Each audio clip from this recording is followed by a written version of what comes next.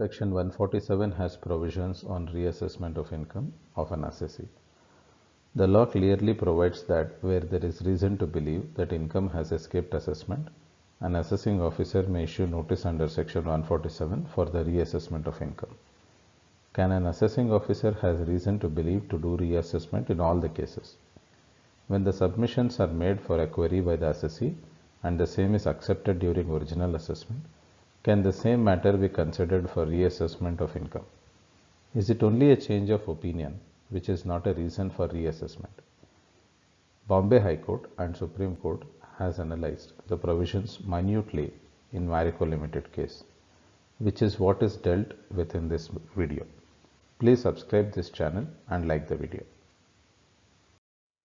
In the High Court of Bombay, primary case details. Marico Limited is the petitioner in Bombay High Court. ACIT is the respondent.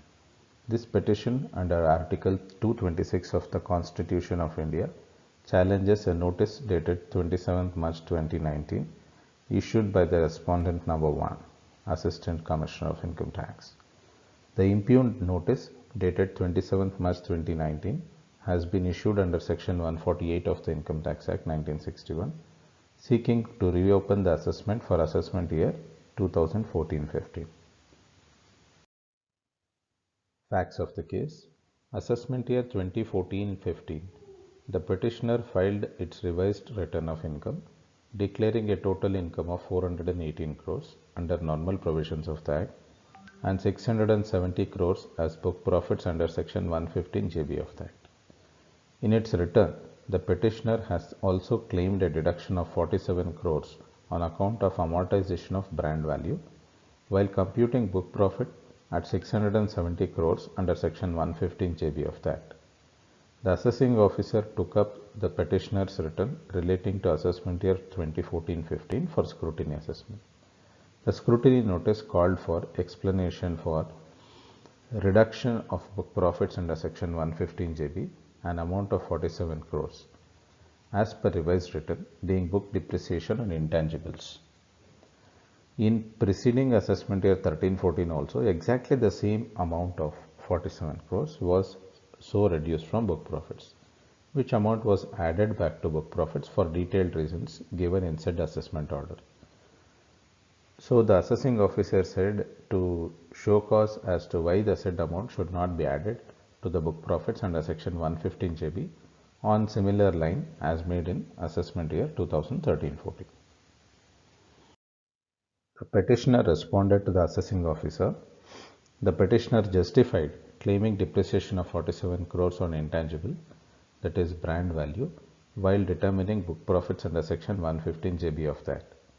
It was pointed out that depreciation not debited to profit and loss account will still have to be taken into account to determine book profits if the same is disclosed in the notes to the balance sheet and profit and loss account. Delhi High Court in CET versus Sain Processing and Weaving Mills Private Limited had also gone through similar situation. The adjustment of brand against securities premium and capital redemption reserve is not in accordance with accounting standard 26 and cannot be permitted. That was the ruling.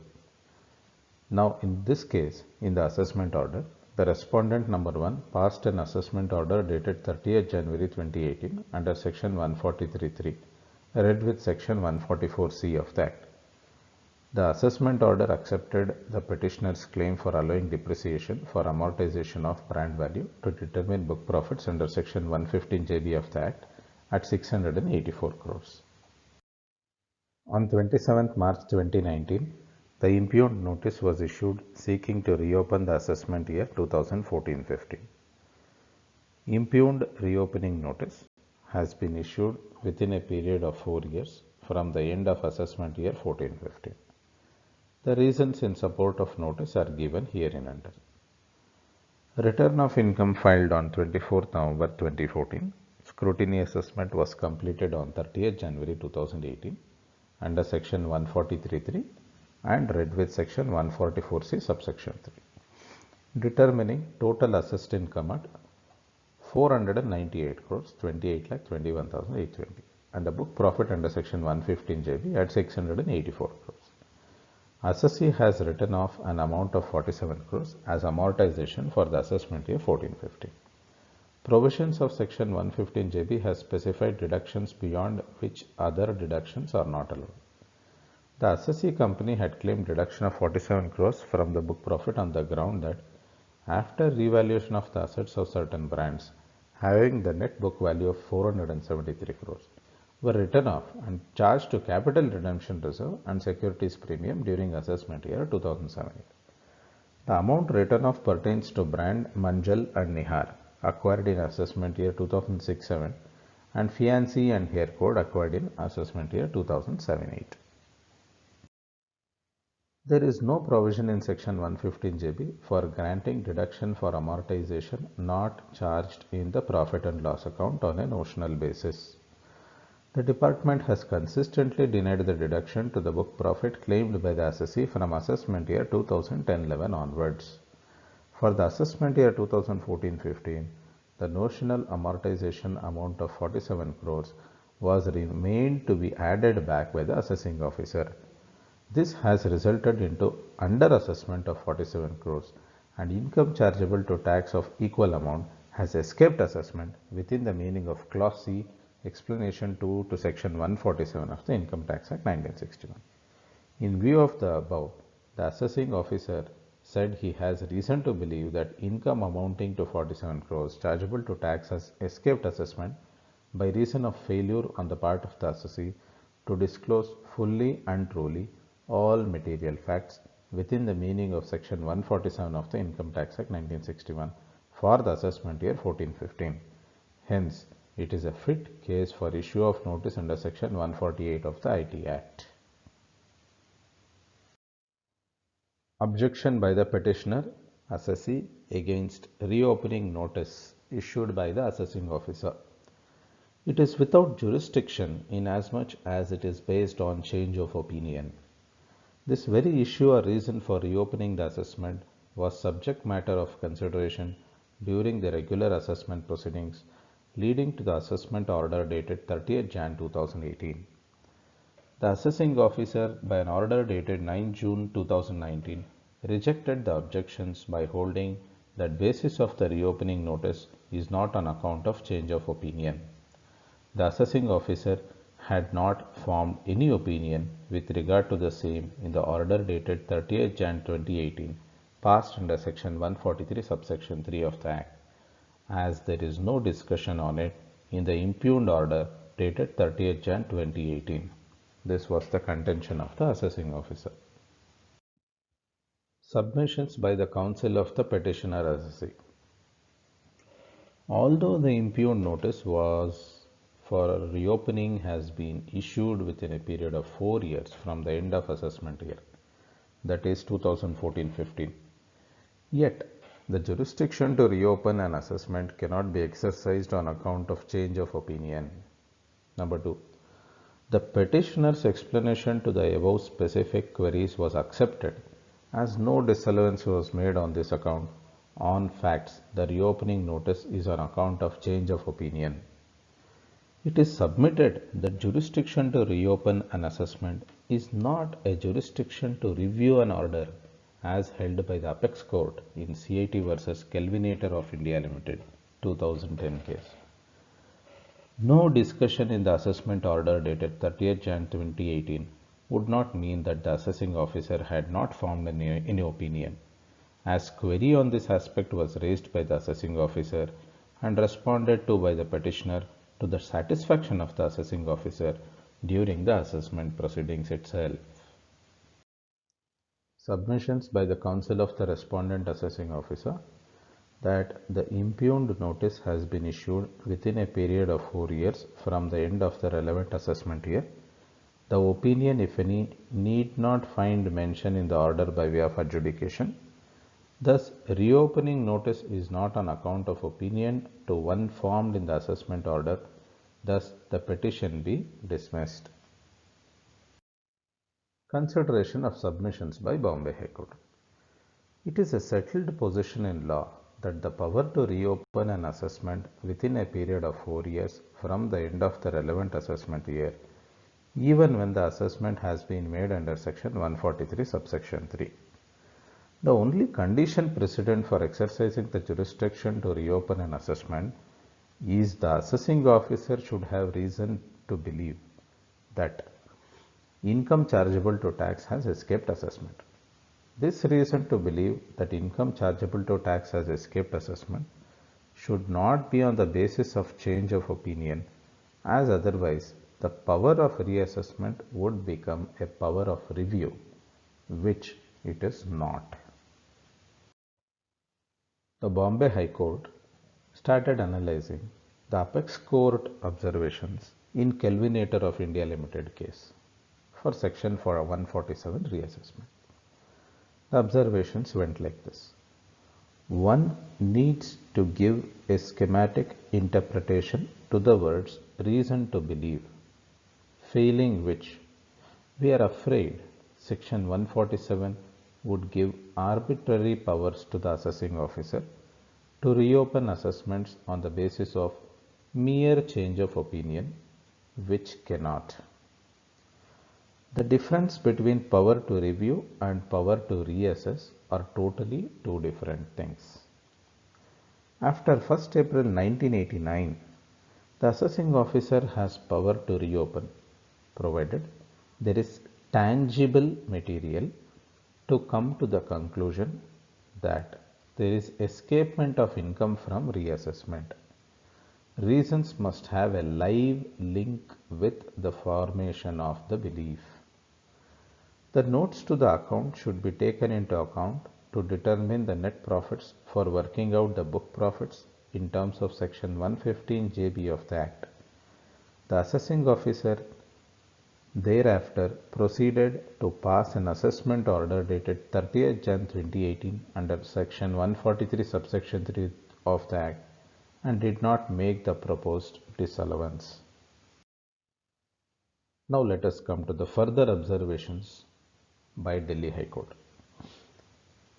In GKN Sinter Metals Limited versus Messrs. Ramapriya Raghavan, Assistant Commissioner of Income Tax.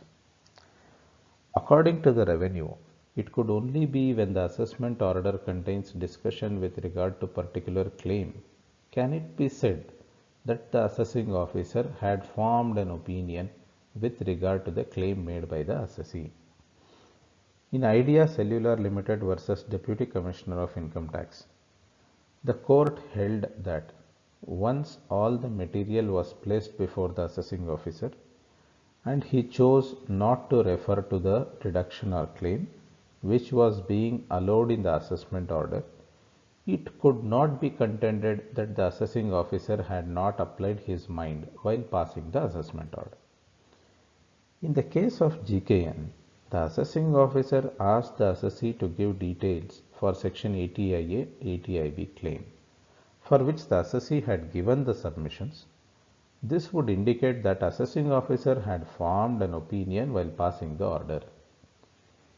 In Aroni Commercials Limited versus Assistant Commissioner of Income Tax, it was held that when a query has been raised with regard to a particular issue during the regular assessment proceedings, it must follow that the assessing officer had applied his mind and taken a view in the matter as is reflected in the assessment order. The Bombay High Court observed in one more case, Gujarat High Court in CIT versus Nirma Chemicals. If every contention raised by the assessee, which even if accepted is to be reflected in the assessment order, then as observed by the Gujarat High Court in CIT versus Nirma Chemicals Limited, the order would result into an epic tome. Besides, it would be impossible for the assessing officer to complete all the assessments which have to undergone scrutiny at its hand. In the above view, it is clear that once a query has been raised during the assessment proceedings and the petitioner has responded to the query to the satisfaction of the assessing officer, it must follow that there is due application of mind by the assessing officer to the issue raised. Now, with all these analysis, Bombay High Court gives the verdict like this.